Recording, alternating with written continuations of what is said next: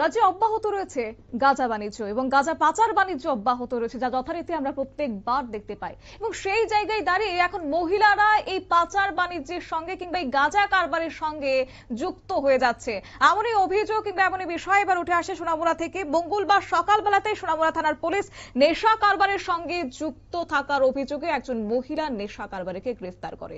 উল্লেখ্য যে সোমবার মধ্যরাতে তার বাড়িতে তল্লাশি করে 5.985 কেজি শুকনো গাঁজা উদ্ধার করা হয়। সেই সঙ্গে একটি গাড়ি, যার নম্বর TR070413, যা দিয়ে তারা অবৈধভাবে গাঁজা সোনামুড়া থেকে বিভিন্ন জায়গায় আনা নেওয়ার কাজে ব্যবহার করত বলে জানা গেছে। কি জানাচ্ছেন এই প্রসঙ্গে ওসি তাপস দাস, শুনুন।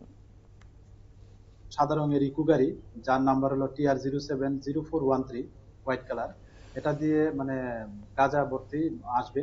তো এই সুবাদে আমরা সোনামুড়া থানা আমরা একটা অপারেশন করি। মতিনগর পূর্ব টিলা একটা জায়গা আছে, যেখানে একজনের নাম আছে সুমন মিয়া নামে।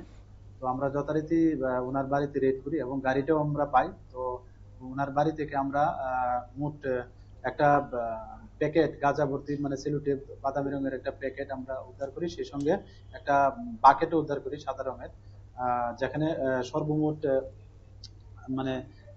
গাঁজা পাওয়া যায় 5.985 কেজি গাঁজা।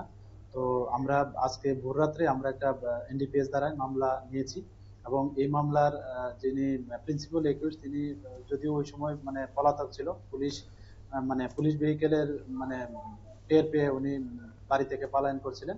এবং ওনার যিনি আপনারা শুনলেন ওসির বক্তব্য। অবশ্যই এই প্রসঙ্গে তাদের বিরুদ্ধে সোনামুড়া থানাতে অভিযোগ দায়ের করা হয়েছে, এনডিপিএস ধারায় মামলা নেওয়া হয় এবং তাদেরকে আদালতে প্রেরণ করা হয়েছে।